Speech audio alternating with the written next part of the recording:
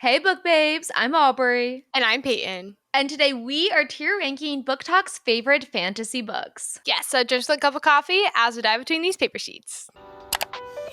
Let's do it.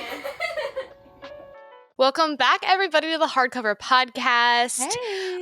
We are bringing it back. We have another tier ranking episode for you today. Everyone absolutely loves these eps, and we do too, because we love loving and hating on all of these books. But we have a fun one for you today, and the category names are back. Yes, we are starting at our top S tier with I Owe You My Life. If you are one of the people who recommended us this book on BookTok and then we picked it up and read it, we're like, do you want my children? Like, what do I owe you for giving us this good of a recommendation? I love it. Then next up, we have The Flowers Were Deserved. This was a really good book. This is a book that we are going to recommend to people. Like, you posted it, and I was like, yeah, no, I get it. I understand why you were going off about this one. The hype was there. Yeah. The next one is like, would recommend if asked. You know what I mean? Like, this is our solid 3 stars, and like, I'm probably not going to recommend it to a ton of people,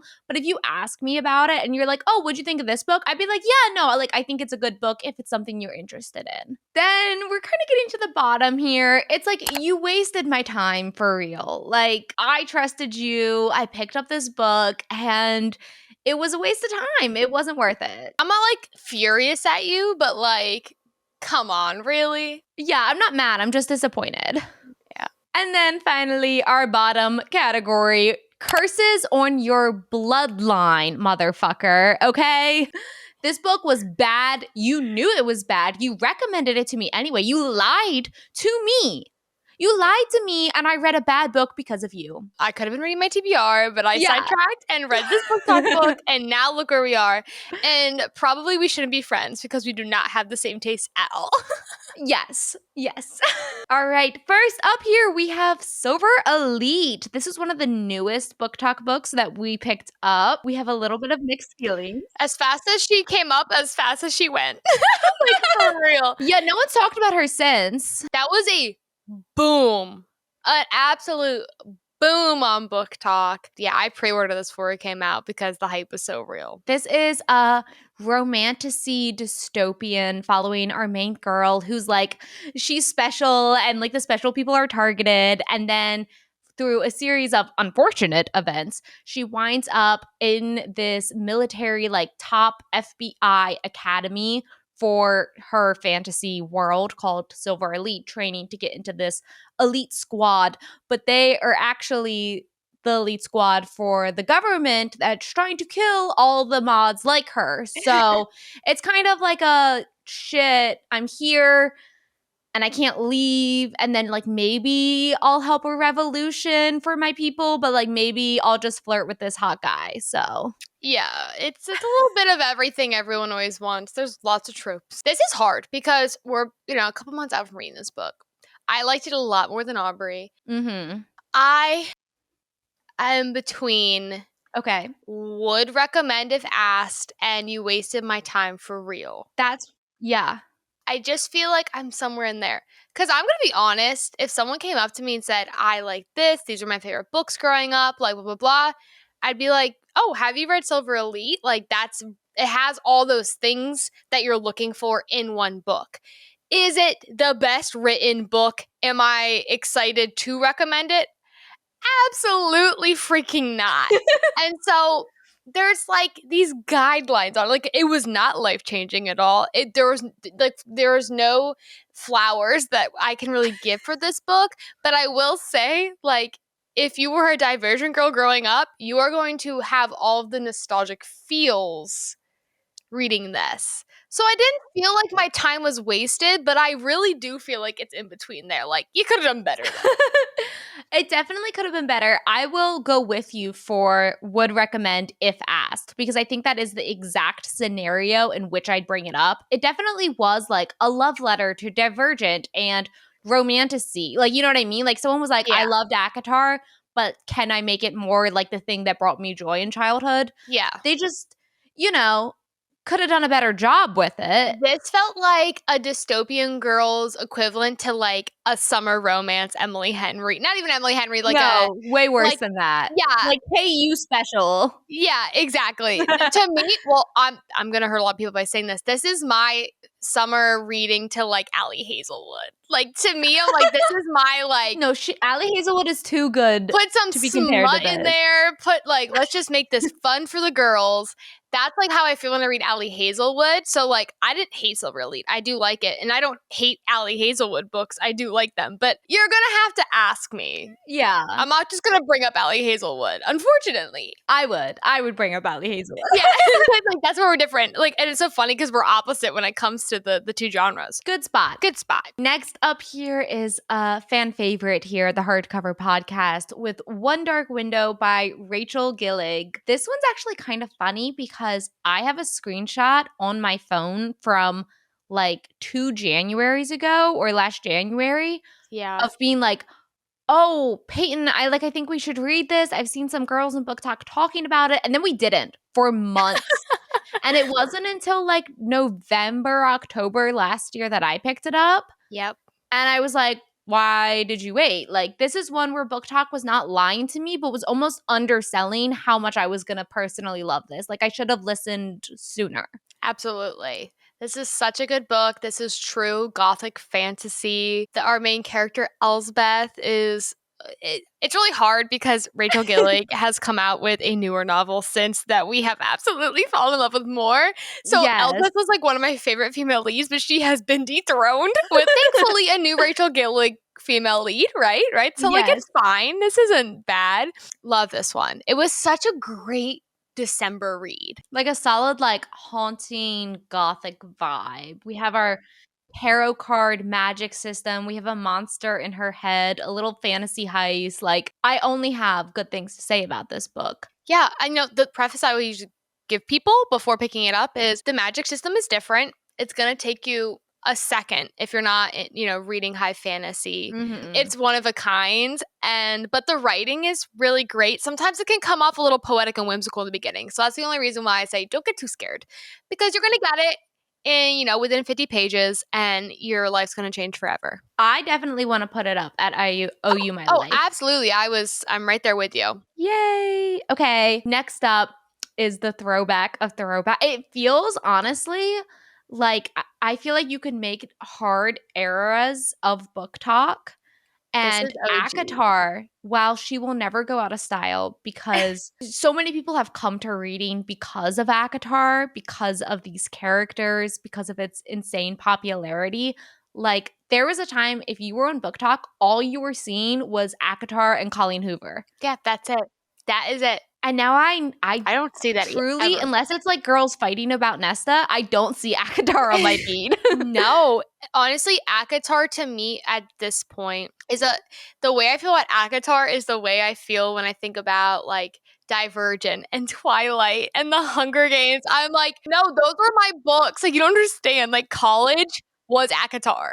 And there are some girls who like I went to high school with and everything. Like I see them reading ACOTAR now and I'm like, oh, that's cute. Like, That's cute. That's so cute. I remember those days and they were so great. Like, I wish I could be back in those days, but I'm not. And that was like so 2020. As far as the hardcover podcast is concerned, we do sort of owe this series our life because every single video we made in the beginning was ACOTAR related. Genuinely. I mean, I could talk about ACOTAR for days. It's the one book series I remember all of and can just like rattle off because I feel like at this point we could write a dissertation on it because we've talked about it so much. No, truly. And I'm like, oh yeah, chapter blah blah blah when the blah blah blah blah happens. And you know what? I equate Sarah J. Maas to Taylor Swift level where it's like she just never really does go out of style. Like you're right. Like she's gonna come back around and we're all gonna get excited no matter if she produces something that's shit. We're all gonna read it and we're gonna love it. Because it's Sarah J. Maas. Sometimes, with the Crescent City, we'll talk about in a little bit. We're like, oh, maybe she's not that great. Obviously, flowers are deserved, but as far as we're concerned, I do feel like I really owe my life to ACOTAR. Yeah, no, I agree. It needs to go up there purely for what it has done for the bookish community. It kind of hurts. For the podcast. It kind of hurts to do. but like, it's true. At the end of the day, if you can bring millions of people to reading, if you can make it so that all these Barnes and Nobles are opening, that celebrities are proudly posting your fairy book on their Instagram stories, Absolutely. like, you got to go at I Owe You My Life. It's like Sarah J. Maas is the reason why Barnes and Noble is not closing stores but opening them. Yeah. Give her some equity in the company. Damn. Along the same line, like literally it's like Sarah J. Maas and then her like sister, her cousin, who just came a little bit later. And if you didn't hop on during the ACOTAR wave, you absolutely jumped on for the Fourth Wing wave. Fourth Wing. Whoa, what a time. This was like, if ACOTAR was beginning of college, Fourth Wing was wrapping up the end of college for us. Fourth Wing was my favorite book forever was A Court of Mist and Fury, which is the second book, if you don't know, if you live underneath a rock, of the ACOTAR series.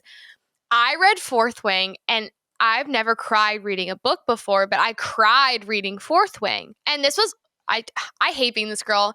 This was before it was overhyped. This was before everything else came out. It was Aubrey, look at our first editions. Okay, we got the last first editions at our Target. Like, I believe Aubrey was the last one to purchase the book in the whole store.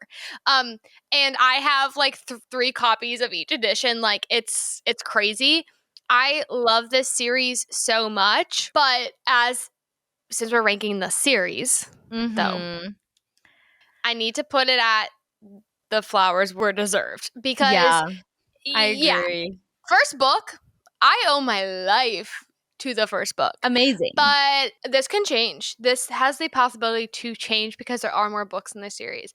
It just, like, I can't with good faith come on here and say, like, I'm sorry, every ACOTAR book was a fucking hit. Like, every one, I was like, yes, yes, yes, yes, yes. But I cannot come on here and in good faith tell you that Iron Flame and Onyx Storm are the best thing that was ever written. I feel like Fourth Wing is in my heart, but like, you know, I don't know how you feel, Aubrey.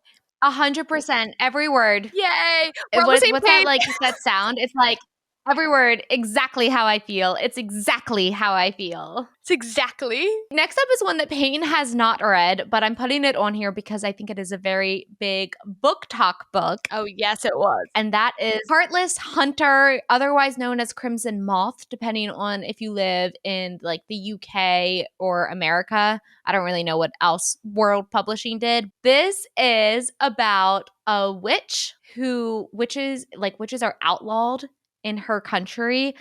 The witches used to be queens. They were overthrown, and now all witches are hunted and killed. Obviously, our main girl is a witch, and so she's like working like undercover to date the guards, the people who are killing the witches, to get information so she can go save the witches before they're killed. It's like a very, very, very predictable YA fantasy enemies to lovers. Okay. The most original thing in this book is that the witches use blood for their magic. And so the main character uses like her period blood to cast spells. Which is kind of hot. Which is kind of hot. I liked it a lot. God forbid a man reads the book. That single concept cannot carry an entire book. No. That said, I gave that first book, I think, like 3.5 stars. It was like, once you got into it, like, did I know exactly what was going to happen every single page? Yes. But was there a comfort in that? Yes. See, there's a balance. And the writing wasn't bad. Like, the world, like, you know what I mean? Like, it was like, it definitely would have been like, would recommend if asked category. Unfortunately, it had a sequel. And the sequel is possibly one of the worst books that I've read front to cover. I didn't even know you read the sequel. You're probably like, we're not even going to talk about it. That's how much. I didn't even know there was a sequel. Genuinely, I gave it 2 stars. I was so angry. Listen, guys, this is a rant that I have, and this is a rant that I will 10 toes down stand on, which is enemies to lovers is not satisfying if it's enemies to lovers to enemies again, because none of you bitches can do it right. And the second he confesses his love to her, it is no longer hot for him to be pretending to kill her. If my man said he loved me and then also tried to kill me after he professed his love, like, that ain't love, baby. That's not love. That's not love. And there was also like a weird continuous thread of essay in the book where like I thought it was handled well in the first book and it was like a theme, but in this one it felt like a plot device. Which it should never. No, it shouldn't just be a plot device. It should, and it just kept coming up to like different characters just repeatedly and then brushed aside and then like it was just anyways. That all to be said. This series is going to be curses on your bloodline. And I feel bad because it's not you guys' fault for recommending it because the first book was good. But the rage I felt after reading that second book. It brings it all the way down there. Yes. All the way down. Because you didn't just waste my time. You made me angry. Oh yeah. Like a bad book's a bad book. But when you piss me off, it is over. I have a podcast. Wait till you hear what I say on my podcast about your sequel. I will get on my mic. No period blood can save you in this one. Oh, okay. Next up is another one that Peyton hasn't read. They had been sorted differently, but tier ranking, whatever this website is, needs to get on their shit. Blood Over Brighthaven. I was about to buy this book, so I'm happy to hear your thoughts. Okay. I loved it. Great not to buy it. Yeah, you do. You really do. It is a steampunk dark academia where our main character, she is going to be the first high mage. Like the first chapter is like jaw on the floor crazy. But then the second chapter, which is like basically the first chapter because then there's a big time jump, follows our main character as she is getting ready to go test in to become a high mage. They only let girls test every 10 years because like they basically let a girl test to purposely fail her to then be like, haha, we told you women can't be mages. Like, ha ha ha, like women are emotional and suck. So like that's the energy we're going into the book with, okay? I do not want to say anything else because it really pops off. It is a fantasy standalone. It is an adult fantasy standalone. It's short. It's only 400 pages, and there's plot on every single one of those pages, baby. Damn. I am going to put it at the flowers were deserved. Okay. Perhaps over time I will keep thinking and coming back to it, but I only finished it like a week and a half ago. And at the moment, it's sitting at like an amazing 5 stars. Love that. At like an I loved you. But I think also some of the I owe you my life, it almost has to be a series. Yeah. Commitment. But it's like, if I could put it in between. You would. Flowers You Deserve 0.5. That's where I would put it. Yeah, I feel like I Owe You My Life needs to be a book where you come back to all the time, almost to like an annoying level where you become the girl that's known for this series. I mean, Peyton has an ACOTAR tattoo, and I am getting a Rachel Gillig tattoo. So like, it's like put it permanently on my body level. I'm getting a gargoyle. No, I'm not. Imagine. The way my face just went, girl, I know you love the side characters, but you are not putting a gargoyle on your body. I have a mountain on my side, and I did think about getting a little dragon over top, but I need to sit on that for at least 2 more years. I have to sit on that one. Okay. So then it's going to be like in like 4 or 5 years is when we could potentially get a Rachel Gillig tattoo. Yeah, like at Fourth Wing with 2022, like you need 4 years to sit with the material. Yeah. Okay, now is one that Peyton has read, and I read like the first chapter of. Okay, so we have Red Rising by Pierce Brown. If you've been on TikTok at all, you have at least seen the cover of this. This is a whole series. I don't know how many books are in it. I think there's like 5. Haley Pham really loved this book. I think Brittany Broski just finished the series and loved it. All of my college friends loved it. I read it, hated it. I read this during a 24-hour readathon. Mm-hmm. Probably not the best idea. I was tired. It was 3 a.m. So what I'm going to say, very point blank, this is a science fiction dystopian novel. There's a caste system that's color-coded. Obviously, our main character is in the red. And it basically becomes Hunger Games on Mars. Yeah. If you like politics, if you like sci-fi, if you like dystopian, if you've liked reading George Orwell's 1984. It really reminded me of that for some reason. I don't know if anyone else agrees. But I'm going to put this at you wasted my time for real because Okay. I was very excited to read this. I come from a science fiction dystopian background. Mm-hmm. Whereas Aubrey comes from more of a very like mythological fantasy background. And so I felt like this was going to be my perfect cup of tea. Will I come back to this book one day? Probably. Probably because my son, who I am manifesting will be a little nerd like me, is going to pick this up and say, oh my God, Mom, you have to read this book. I'm going to say, I did, but I'll read it again Yeah. with you. That's when this book's going to come back in my life. I had a lot of friends, like I say, everyone I've talked to has loved this book. I am not the person to come to ask to read this. It's a me thing. It is not a Pierce Brown is hot. So Pierce, if you're seeing this, I'm married, but I don't know. But like hit me up, maybe. I don't know. But like maybe we can hang sometime. He is so freaking cute. But all of my friends, especially all my guy friends, obsessed with this book. I'll say, I read like the first, I don't know, 10 chapters. Like I didn't get to him being in like the Hunger Games situation. I got to the like body makeup part. Yeah. But what happens at the beginning that kind of like sets our main character off, I was like, how cliche. Yeah, how it just terribly cliche. And for a man to write that, like I got a little angry and then I was like, maybe this just isn't the book for me. So I support your decision because I basically DNF'd the book. Yeah, and everyone says it gets better in like the second book, and I have recommended books literally just get to the second one, just get to the second one. Like I get that, like, and I love that for you all. I just have better things to read right now. So yeah wasted my time for real because I could have enjoyed my 24 hours a little bit more. Next up is my favorite. This is my child. The way Peyton feels about ACOTAR, that is how I feel about the Cruel Prince trilogy, The Folk of the Air, anything written by Holly Black, but specifically anything that takes place in Elfhame. This is my bread and butter. This is like my whimsical but twisted. This is my fairies. This is my riddles and original fae who can't lie. Like, I love everything about this series. Peyton, where do you want to put it? Because obviously we know where I'd put it. Yeah, I know. I definitely think it belongs on I Owe You My Life. This was a book series we talked about again and again and again. I personally love this series. Whenever someone wants to get into fantasy, before I recommend an ACOTAR or a Fourth Wing, I say, if you can get into The Cruel Prince, because it's very accessible reading, but get into the myth, like the real like folkness of what fantasy truly is, you're gonna love anything you read from there on out. It is such a great story.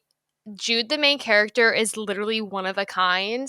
And I think I only really felt that way about a main character while reading Night and the Moth because of that just like energy in a female lead, because our fantasy romantasy female leads tend to be a little bit of airheads sometimes. I love Cruel Prince. I think it should go up there. S tier, baby. S tier. Oh, and I'm so excited for adult Jude. The books are coming out. That's her next book set in Elfhame is going to be Jude and Carden book, but it's them at like 26. And Frostbite Studios art of adult Jude, look it up. Speaking of the 24-hour readathon that we did, I picked up Legends and Lattes. This is one that like so heavy on booktok. Like, I mean, I guess depending on your space, but it is one that I've had like girls who they're like, yeah, I wasn't ever going to pick it up, but I did see it on booktok kind of thing. Yeah. This is a D&D inspired cozy fantasy about a girl who was given up on her adventuring murderous days and has decided to open up a coffee shop. And you know, I think I just need plot in my book. Unfortunately, starting a coffee shop doesn't have enough drama for me. And that is a personal thing because cozy fantasies like are very clear that they're not going to have the drama. Like that's like kind of the selling point. But I'll also say, and why I feel better at critiquing this book, because critiquing it for not having enough plot, that's a me thing. And that's not fair to the book. But it's marketed heavily as like a little sapphic romance. Well, I mean, there's two girl characters and they kiss at the end, but like That's it's it. not a romance. You know what I mean? Like it wasn't doing Yeah. romance things. Never once did I get butterflies. And that is a repeated thing I've heard from multiple of my friends who've also read the book. So, I mean, I'm gonna have to do You Wasted My Time for real. Like, That's why I never picked it up. I did see an alternative cover the other day, and I was like, oh, damn, I love that new cover. and I've heard book two's better, but I'm not going to it.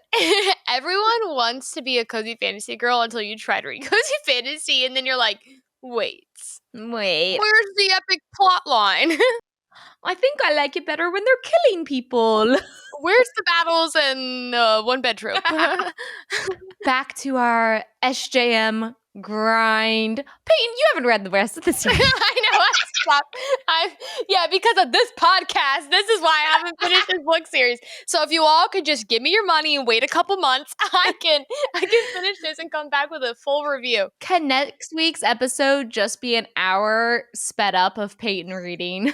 What book are you even on? Do you know? I do. I almost forgot, but I remember now. I'm on Empire of Storms. Oh, are you going to do the tandem read? I was going to last year and I never got around to it. But I feel I'd say don't. I got to a point in the books where I know things that are spoilery that are important to know. Yeah. Queen of Shadows was so good, guys. It was so fucking good.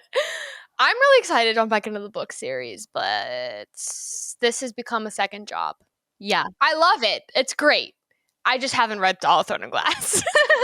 Unfortunately, I had already read all of them, and like you picked it up right at the time we were leaving our SJM era. Like if you would have started reading it at the beginning of the podcast, we would have made an episode for every single one of the damn books. Yeah. You know what I mean? And it wasn't even like Aubrey and I were buddy reading them where it's like, okay, there's a book, there's a book, there's a book. I have no one. I'm out here alone. Even my cousin Lane, I was on Assassin's Blade, I think. Oh, the very beginning. Oh, sorry. I read the prequel so I read it third. Anyways, if you know, you know. And I recommended Throne of Glass to him, and he finished the series last year. Lane? So, like, I was, like, a quarter of the way through the series, and my cousin still beat me reading these books. He was like, oh my god, Kingdom of Ash was crazy. And I'm like, he goes, what did you think? I'm like, well, actually, I didn't read them. Actually, though, you know what? I don't even think you're going to like Kingdom of Ash that much because Probably you're not. like me, in which we don't care about battle scenes. Yeah. And let me tell you, like One big the battle. scenes that aren't battle scenes in that book are amazing. But unfortunately, like 60% of the book is battle scenes. And the second she started throwing, there were 100,000 of us, and then there was 90,000 of us, and we need this amount of troop numbers to go here, and we need this amount of troop. I was like, you lost me. Well, I just You lost me.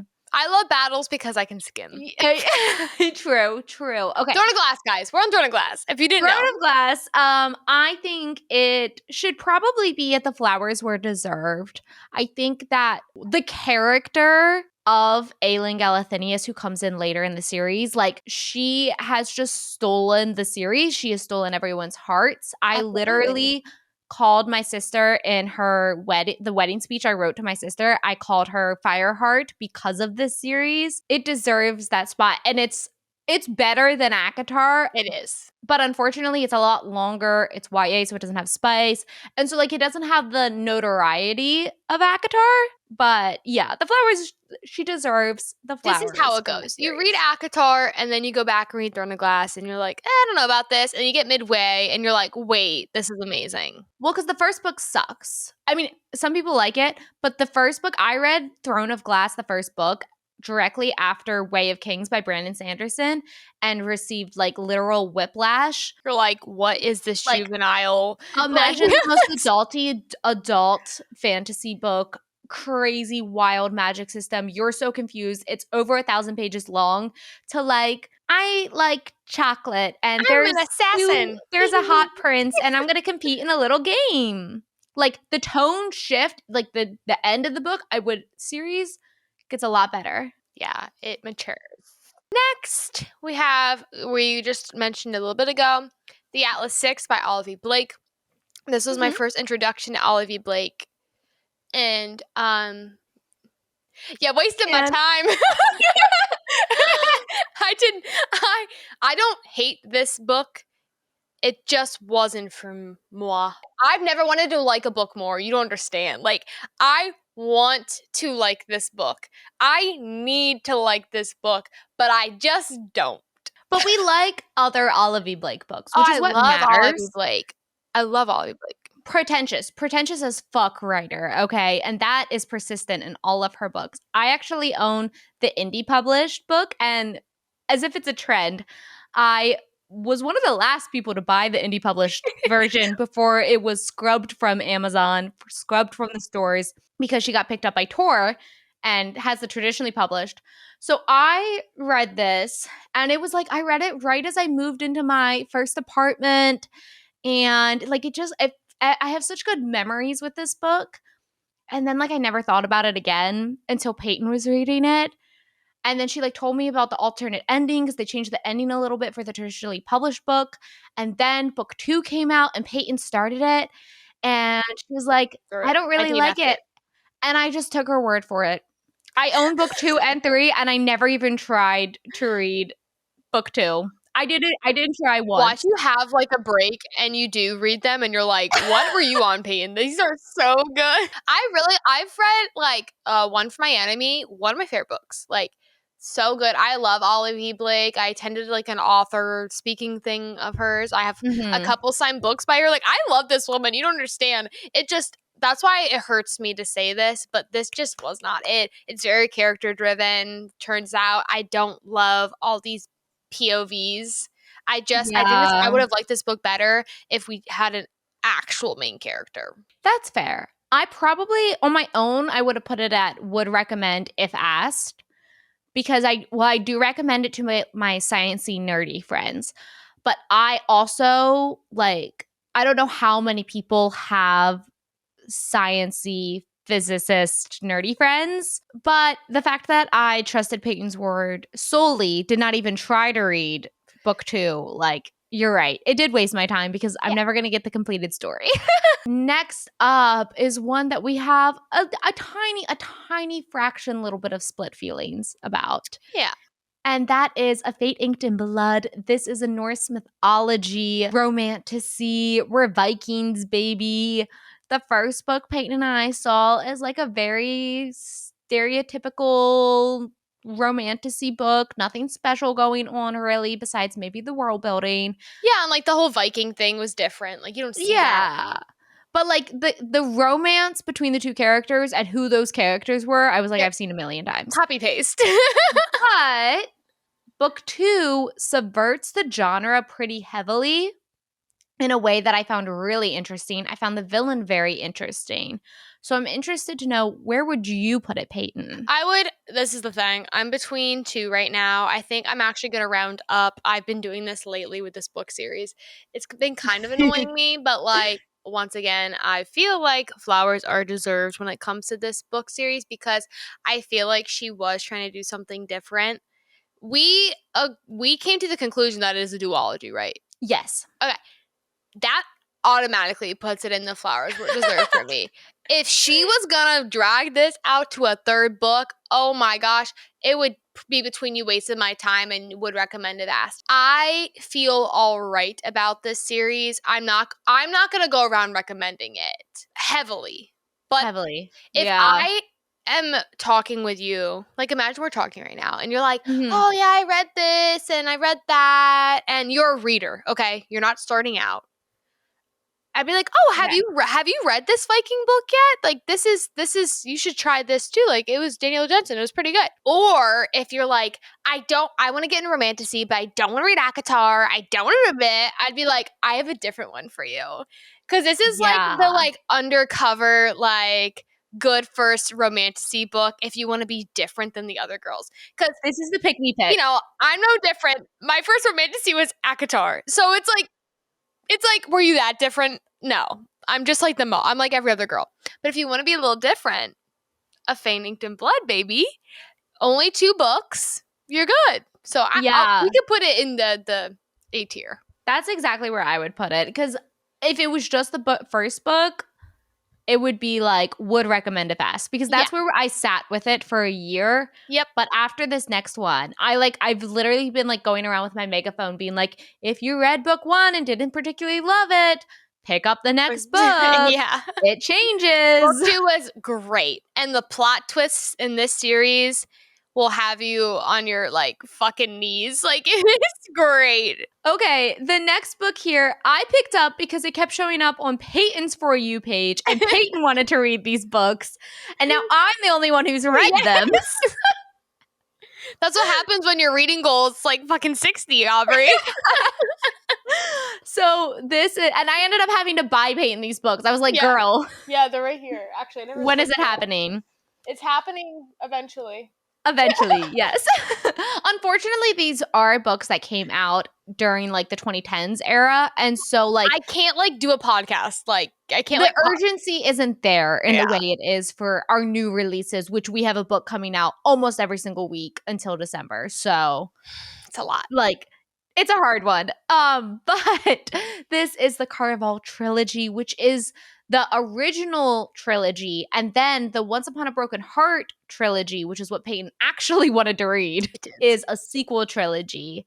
So this one I really did love. It's YA, but it's like Alice in Wonderland. It's very like gas lamp streets. We're playing riddles. We're solving a mystery. There's like a layer of like wonder and fun going on. Main character goes to this like game to solve a mystery, and there's like a little bit of magic.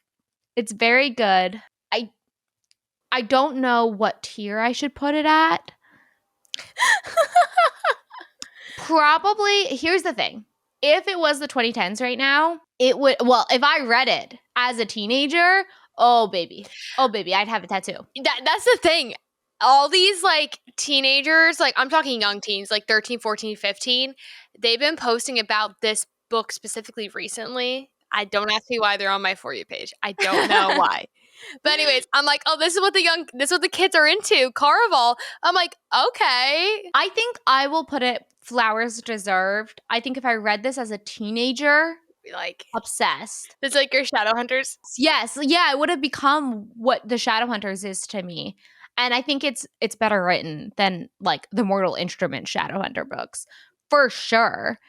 Because it's so old, like I struggle recommending it to people. Yeah. Because I'm like, okay, well, I mean, it came out so long ago. Like, you probably have either heard of it or already read it at this point. But I think for what it is, and the fact that people are still talking about it. I mean, hey, yeah, it's like Red Queen. It's like, yeah, we're still for reading sure. it. Our scales so far, looking at this tier ranking, are not even. It's not even a little bit even. Silver Elite and Heartless Hunter are alone, and I expected Heartless Hunter to be by itself for a while. I did not expect our 3-star category to sit empty for so long. I know, because I bumped up a Fadington Blood. I probably would have put it down there, and then Fourth Wing maybe, or like I don't know. It's all right though. Like this is how we feel. This is exactly how I feel. It's exactly how I feel. We have A Study in Drowning next by Ava Reed. Ooh. Aubrey just read A Theory in Dreaming and had mixed reviews on it. It's not as good, but it's a duology, which we love in this house. But it's like a duology with an asterisk mark on it. Oh, really? Because A Study in Drowning was originally written as a standalone. Yeah. She had no intentions of a book 2 coming out, and has more recently been inspired about what's going on with Palestine to make this book. And it's very largely a critique on universities' complacent silence, which is like, it's such a powerful message, but unfortunately it resulted in like the middle of the book just being like a lot of the sameness things, and and there wasn't like, it should have been a standalone because it was good. It was good for a standalone. Yeah, I think she could have crafted potentially a separate book a brand new book, a brand new world to deliver that message, and it would have hit harder. Yeah, still in dark academia. Like, you can stick in that world. Yes. That said, I did really like seeing the characters continuing, and like in December comes a little like romance novella of the two characters. And this first book I loved. I absolutely loved. I gave it 5 stars. So where would you like to put it, Peyton? Study and Drowning, from the moment I finished reading it to probably reading the second one, it is a solid would recommend if asked. Okay. Because it just it falls in that category for me that like I don't think about this book. Like Yeah. I'm on the middle of my workday and I'm like, damn, that book was good. But like if someone's like, oh, like I just saw this book at Theory and Dreaming, I'll be like, oh my God, Study and Drowning, you have to read it. It's such a good book. But I'm not going out of my way to recommend this first thing to people. I'm just not. You know what? It's really good though. Like I liked it. It's just like there's other books. I feel like it's one that you have to. Avery Reed's writing, I don't know what about it, but like I feel like either you latch on to a book or you don't at all, because I read one of her other books, A Fable for the End of the World, and when I explained it to people, they're like, but then like when I was reading it, I was like, yeah, sure. Yeah, I don't know if it's her pacing. I don't know what it is, but when I think about the concept of a study in drowning, I'm like that is such a cool, crazy concept. But then when you're actually reading it, you're like, all right, you know. So I think on my own, I would have put it up at Flowers, but paired with A Theory in Dreaming and then how you feel, I'm totally 100% good to put it at would recommend if asked, even though I gave it 5 stars. Well, we're gonna balance out this timeline. We're gonna balance out this chart here a little bit. So fear not, Aubrey, because Lauren Roberts' Powerless is next. Aubrey's favorite book of the whole year. This series has really just stolen her heart, mind, body, soul. We love this one, and we're definitely not going to curse your bloodline for recommending it to us. This book on TikTok, I gotta say, I feel like we have to say we love Lauren Roberts. We love her little TikToks. We love her as a creator. It's just it's like hype plus story plus writing equals not actually great for us. Like it just it's I mean the plagiarism, guys. Unfortunately, and not only is the works highly stolen and not even a remake, but like chapter scenes pulling directly from Red Queen and other books. But the fact that it has caused so much negative backlash onto Victoria Aveyard, the fact that some of you fucking imbeciles keep accusing her of plagiarizing Powerless with the Red Queen before looking at pub dates, when Lauren Roberts used to literally market Powerless as like, hey, this is my love letter to the Red Queen and the Hunger Games. And then she stopped because she started making so much money and has entirely refused to comment on Victoria Aveyard and the Red Queen at all, despite stealing from her works.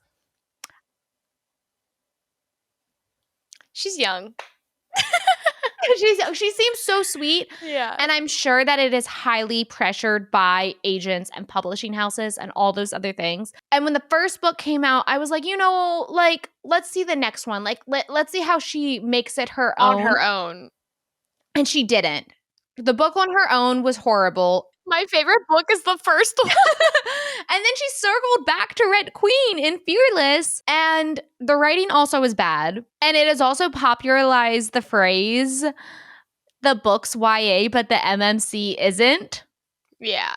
Yeah, this is where like fantasy, romantasy, YA, like smut, it all gets like that it almost like the market is so saturated with this, and like we just need to reel it back. And I think that's why sometimes when I read a book that maybe is a little hard to get into at first but ends up being a really good written book, you just need to give it its flowers. And unfortunately, I never read Red Queen, so obviously Aubrey's gonna have a more strong stance on this because she has seen this film before and she liked that ending but not this one. And so I hadn't, and I still didn't really like it, and so I feel like that's a really good study.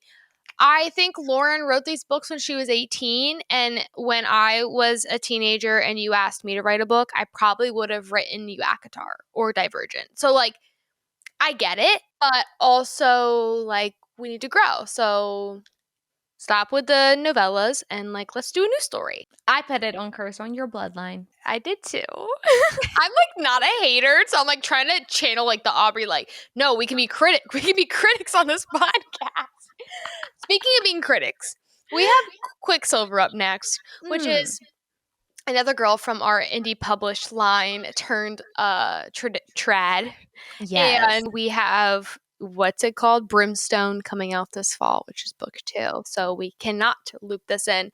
Quicksilver on this podcast is infamously known for being a tad too long and a little confusing because there are many different genres in the beginning of this. Yeah, it takes 200 pages to get to the story. Yeah, but to sum it up, we've got fae, we've got vampires, we've got this sort of time portal sort of thing happening between realms, and a pretty sexy female lead and male love interest. So, and So there's really that. a really good sex scene that takes place in a tent. So I personally made the category would recommend if asked with this book in mind. Yeah, that's exactly where I would put it. Yep. Literally, I was at a book club event the other day and someone was like, "Oh, have you heard of Quicksilver? Like, I've thought of starting it." And I was like, if it feels like it would be your cup of tea. Yeah. If you want a very typical romantasy, if you're okay with skimming a little bit, you know, then I think that you would enjoy this book. And I think there's a lot of fun things to talk about and that exist within this book. I'm hoping her editor makes it 200 pages, 300 pages Less. shorter. Yeah, the funniest thing about me putting it in this category is the same cousin that read Throne of Glass. Like, we read a lot of the same books. We have the same interests. And he's not afraid of smut, which love him. Green flag. A girl's gonna be lucky to have him one day, right? But this man texts me and says, "I'm thinking about reading Quicksilver. Do you recommend?" And I said, no. So me saying that, I just know that, like, there's other books he can read. Yeah. And when I tell you he started reading Crescent City and has since told me he loves it, I was like, that was the right choice by telling you not to read Quicksilver then. I just am like, buddy, there's other books. And he's like, I think I'm going to read Crescent City. And I'm like, well, you already read all the Sarah J. Maas books. You might as well just continue. But it's so funny because I literally said no. But you know what? I don't think I'd recommend it to a man either. Even like the most forward green flag, smut forward it's like, there's man. other books for you. And it's so long. Like, it's so long to commit that much time to. I'm like, read something else. You either have to read a ton or read exclusively fae smut. Yeah. Those are the two categories of people that I'd recommend it to. Or perhaps have a book podcast and want to talk about what's popular. Yeah, exactly. I don't regret reading this one. I don't either. It's like our 4th most popular review. And it was crazy on BookTok, as we all know. Speaking of something else that was crazy on BookTok, and yes, I may have duped someone into giving me their fairy loot of reverence, or what's it called? I just bought it. Oh, of Wild Reverence? You got that? Mm-hmm. Oh, I thought you were talking about because you have the fairy loot of Divine Rivals, don't you? I do, somewhere here. But, so this is the thing. This is actually a public announcement. I need help. PSA. I have Ruthless Vows, the Fairy Loot exclusive edition. Honestly, probably my favorite book cover I have. Like, obsessed. I have the new one coming out. I have that Fairy Loot edition. So if anyone wants to give me Divine Rivals, you can complete Peyton's set, and I will have you on the podcast. please.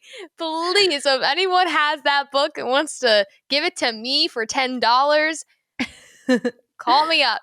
But try posting it on Threads. That's how I got my Night in the Moth one. And I saw some other bitch pay like $120 for it. And I was like, oh, Thank you, Amy. Maybe when I get it, I'll be like, does anyone have the third sibling? Yeah. I need a child. I need the complete trio. Penny Anyways, Toasty. yeah, we have divine rivals here. Yes. For as much as I'm like flaunting this series around, I didn't really like this duology. I would recommend. You know what? No, I think this is The Flowers Were Deserved, because this is a me problem. This is not a Rebecca Ross problem. And also I just have qualms with the book cover in general, and that's more of a private matter on my part. I think BookTok lied just a little bit in this one. They got me hyped up for all the wrong reasons. Yes, I did expect a little bit way too much fantasy than I was given. And if I would have gone into it with the historical fiction mindset like I did for book 2, I think I would have enjoyed it significantly more. But for what Rebecca Ross has put out there, how she has marketed her book, I agree. Flowers Were Deserved. And I'm an OG Outlander girly. Like, this is supposed to be my series. And so the fact that I was like turned off, it was honestly just like the main love interest. I loved the plot. I loved the vibes. I was just like, y'all suck. I would just like was not into it. And the fact that we were lacking fantasy, I just felt like I was reading a World War II It's novel. Because this was a dual POV, guys. It's because he had to read his point of view. She would had to love be in the guy's him. head, and He would be like a top book boyfriend for her if she didn't have to be in that man's head. Get me out of the man's head. Stop it. I'm really excited. I'm so excited for the prequel. I think this one we're gonna get our fantasy bit. Yes. Okay, speaking about dual POVs, this isn't a dual POV, but this is my gold standard for what I want all dual POVs to actually become. And that's where we only see the man's head in the epigraphs, the little snippets at the beginning of each chapter. Just a little bit of pining, just a little bit of yearning. No icky, lustful nonsense. You know, and this is Allie Hazelwood. Yes. Allie Hazelwood Bride. Love this book. I was just kind of bitching about her. I know. Can we flash back to where you were like, I would never recommend Allie Hazelwood. Like every other book I've read by Allie, you know, putting her against like Tessa Bailey and everything, she always is my favorite, because I usually don't like her male love interests. But in this one, I absolutely loved him. And with the epigraphs, guys, the romance that was felt in this smutty, like paranormal, like vampire werewolf book, because that was like a typical Allie, you know, Hazelwood, you know, conversation, but to have that like expressive, pure love in his head, like in the beginning, like setting the tone for each chapter, it was amazing. I love this book. I don't love the whole nodding thing, but other than that, we're good.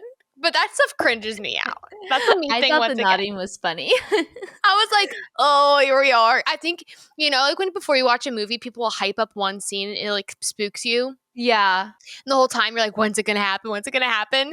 Aubrey warned me about this situation in this book. And so the whole time I'm like, when's it going to happen? When's it going to happen? Well, we're getting more of that with book 2 for sure. Because he's a werewolf too. Where would you put this? I know where I would. I would put it at would recommend if asked. That's exactly where I would put it as well. Twins. I love this one. Okay. Oh, yeah. We get downhill from here, ladies. There ain't nothing left that I like. Yeah. All right. We have, what's this one called? I can't read it. When the Moon Hatched by Sarah Parker. I've said it There's once. not much to talk about here. I'll say it again. Sarah, put down the thesaurus. Your book would be better if you didn't have access to thesaurus.com. Give me another word, fancy word for this one. We DNF'd this. Peyton and I both, without talking to one another, picked this book up because of BookTok, started reading it, and both, without talking to one another, DNF'd it. Like, we had a beautiful moment on the podcast of being like, oh, I'm reading that, you're reading that, oh my God. And then we had a beautiful moment by a poll of being like, yeah, I had to DNF it, and be like, girl, so did I. There's nothing more affirming when another person's like, no, same. No, same. We were both lied to. Curses on your bloodline. Like, we couldn't even finish the book. I don't know what else to say. It is what it is. All right. This is totally on brand for us. from Blood and Ash, JLA. She's always R.I.P. that bitch's name is always coming out of these lips. I know. I feel like we need to go to the midnight release of Primal of Blood and Bone. They're gonna be like, "You're not allowed in." Like JLA would be like, "I've seen your podcast." Like you're gonna shit on her and then come to the midnight release. Be like at her bookstore. At her bookstore. Can you imagine? We'll be the only 20-year-olds there. Yeah, we're just a bunch of 40-year-olds who like hate their husbands. If you can't tell. From Blood and Ash, this is like an 11 plus book series at this point. I'm gonna put it at you wasted my time for real because I do like books in this series, like a lot. There's a reason why we're still reading it. Mm-hmm. It's just she has wasted not just my time, asterisk, my money, okay? Yeah. My hard-earned cash, which I don't have a lot of, she has taken. I think I tallied it up like 5 books ago, how much money I've spent so far. It was like $360. Yeah. And how many books have we bought since? Like, how many books are we going to have to buy? We're going to be like $800 into this series. I know. It is crazy. We funded her able to open her own bookstore. Yeah. You're welcome, Daylight. You actually should invite me in. Buy me a copy. We paid for the lights to be on right now. These lights wouldn't be on without us. Your number one supporter and hater. Yes, literally. I would love to one day make, like, whenever the series ends, we're gonna make, you know how Minecrafters do this, where they make like this series, the movie, and they put all their episodes together to create this like 12-hour movie. Oh yeah. I'm gonna create From Blood and Ash the movie, and it shows our review for book 1 to the last book, and you just watch us be like, guys, we love this so much, to like clenching our fist hating on this book. And what will like attest to the true is like the quality of the podcast is horrible in the beginning, but our energy is so alive, and then the quality of the podcast gets better and better, but our energy just is like just watch like the innocence leave us as we start from like little babies to like probably 40-year-old women by the time the series is over. The money and will to read a book again just drain from my face. Oh my gosh. All right, we're done talking about this. Okay. Vampires, werewolves, it's crazy. It's 11 books. I'm not going to recommend it to you, but if you want to waste your time, read the first book. I love the first book. Read the first 3 books. They're amazing. The and then just series, great. Don't come back. Just stop. You're not missing anything, I promise. Finally. Last one, guys. We're wrapping it up. Crescent City. Now, I'll have you guys know that book 1, I cried. Book 2, I had spoiled for me, and I was very bored for a majority of that book. When I met Aubrey, she was reading book 2. Yeah, you know what? So maybe Crescent City, I owe my life, because I did literally, like, it was bait on my fishing rod for Peyton in our college class. I was like purposely, very, very intentionally leaving it out on my desk for her to talk to me about. I was like, this is how I'm going to catch myself a friend. I need a college friend. So yeah, I think I know exactly where I want to put this one, because I want to be genuine on this podcast when it comes to this book series. Where? Because I know where I'd put it. It is dead between would recommend if asked and you wasted my time for real. With that being said, I hate to put it between like Red Rising and From Blood and Ash, but honestly, girl, like I may put it there because these books are so damn long. Yeah. And there was just, the books in the beginning were great. Like Crescent City is a lot to get into. Once you're into it, you're like, oh, this is like interesting and different.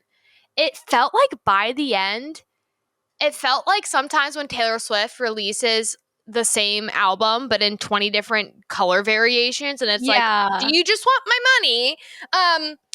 You know, that's kind of what it felt like. I kind of felt dirty by the end. It's like, do you actually care about these characters, or do you want to grow your fandom more? Like, I don't know. Yeah, no, I just feel that that's exactly how I feel. Genuinely, the last book, going to the midnight release for that was our first midnight release. Yeah. I was obsessed. I was like, height of girlhood was going to the midnight release for Crescent City 3, talking about theories. Then for a third of the book to be a promo for a potential fourth book with the most insufferable characters, men known to man. Yeah. Then for her to assassinate Bryce's character. To just bring it back. Yeah, I agree. I would put it, you wasted my time for real. Because the first book was good and maybe a little bit longer than it should have been. The second book was only good because of the ending. Literally only good because of the last page, which makes it not good. And the third book, there was one couple that I loved. No spoilers, we were kind of riding the coattails of maybe another beloved part of the universe, and it just kind of felt like, no, like I loved that. Don't get me wrong, but we're talking about Crescent City here, nothing else. And so it's funny though, because like once again, Quicksilver I would recommend, and I didn't recommend my cousin, but now this is you wasted my time, and I was like, yeah, read that instead. So I kind of feel like I'm going against myself, but like it just shows you guys, like, if we would have a one-on-one conversation, I know the reader I'm talking to in front of me and can give you a better diagnosis. But, yes, you know, face value, you wasted my time. Those books are long. Yeah. Look at them. These three. It's bigger than my whole hand. Me no likey. Me no likey. But, all right, guys. This is our chart. I've got to say, I would really prefer it if one of the flowers were deserved went down to would recommend if asked aesthetically.